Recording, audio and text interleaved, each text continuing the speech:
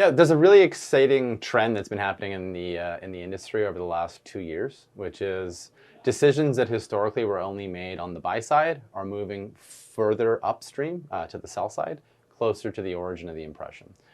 So this is things like curation, data, and more recently, really smart custom bidding algorithms and models that drive outcomes. So we're getting closer and closer to the intelligence that drives performance, right where the publisher is, the consumer is, and the impression is. Really exciting time. Great. A lot of conversation about agentic media, obviously, and RTB and the work that's being done at the Tech Lab. Tell us what you're doing there and why it's important. Yeah, it connects with this trend. So what we're finding is there's a real opportunity to reimagine the way our ecosystem works. Historically, the sell side operated at great lengths to the buy side. We would send requests out to infrastructure, to public clouds, and decisions would be made. And then there'd be a race to get it back to the sell side. Instead, we've done something called containerization, which is part of the agentic framework that the Tech Lab has rolled out, which effectively allows code to run closer to the sell side.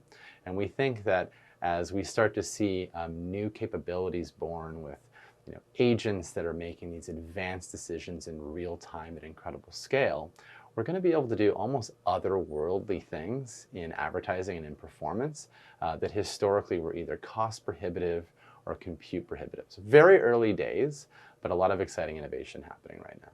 So what's the implication for the open web and for other publishers trying to compete in a world that's so vastly dominated by the walled gardens? The hope is that if you sort of look at the last decade as everybody on the open web operated with this great disadvantage of operating at great length, as we all come together and solve problems in a similar space, we might actually get rid of that disadvantage and drive better performance. And so what this ultimately means is driving better outcomes for marketers. I think that's how we grow the pie for the open internet and hopefully level some of the advantage that the walled gardens have had, because they have made incredible mousetraps that are very closed and very tight. And I think over time, we're going to find that our ecosystem is going to be able to mimic that, but at an incredible internet scale. Andrew, tell us about Index and the scope of your work in terms of the scope of clients and the kind of work that you're doing, the kind of demands that are coming in. Yeah, we're a global company. We sit on the sell side. So we started the business over 20 years ago, back when the web sort of dominated everything that we know. We jumped into app about 10 years ago. But the real story for Index over the last 4 or 5 years has been streaming. Streaming has grown to be almost half of the company. And so we have this incredible vantage point in the market today where we're working with publishers across all these different channels. And they all have very different dynamics going on in their businesses.